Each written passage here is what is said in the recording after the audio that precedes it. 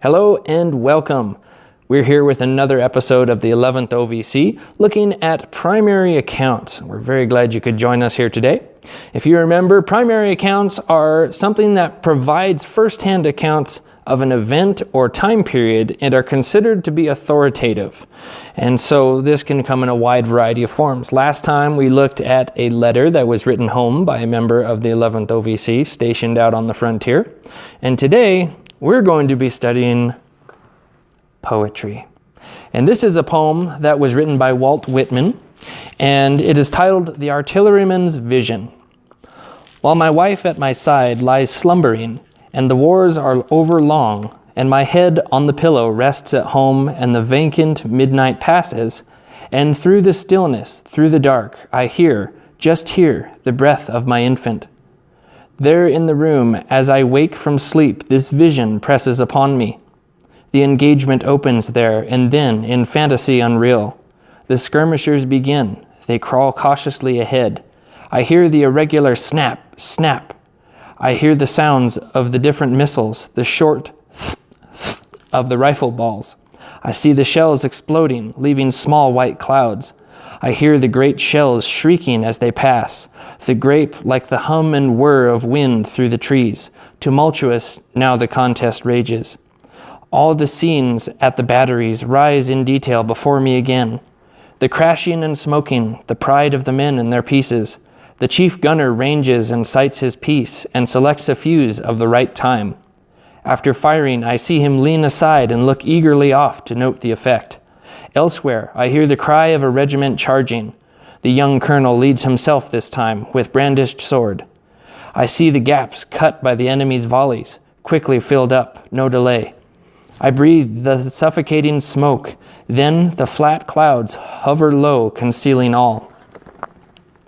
Now a strange lull for a few seconds, not a shot fired on either side. Then resumed the chaos, louder than ever, with eager calls and orders of officers, while from some distant part of the field the wind wafts to my ears a shout of applause, some special success.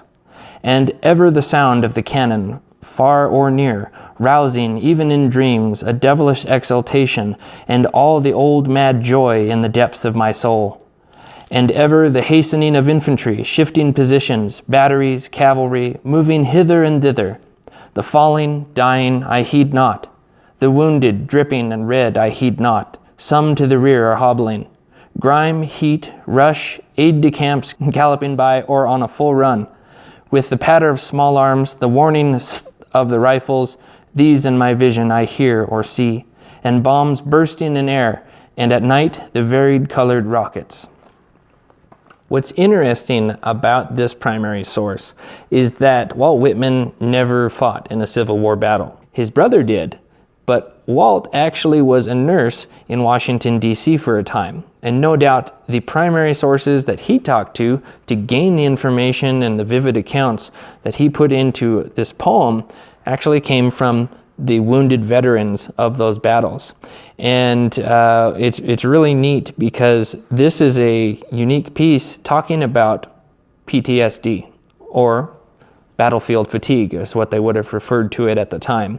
It clearly is talking about reminiscing, but they do talk about how the soldier is awake at night and he can hear his family breathing in the next room, but he is envisioning all the memories of what he went through in this particular engagement.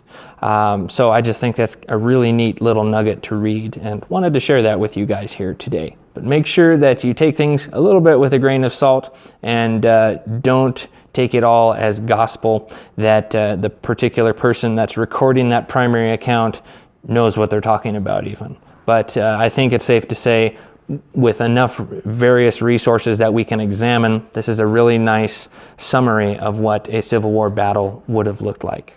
We hope you've enjoyed today's episode of the 11th OVC and examining primary resources. If you want to learn a little more, like us on Facebook, click subscribe, hit the little bell icon so you get more notifications of more content from us. And until we see you in the field, read hard.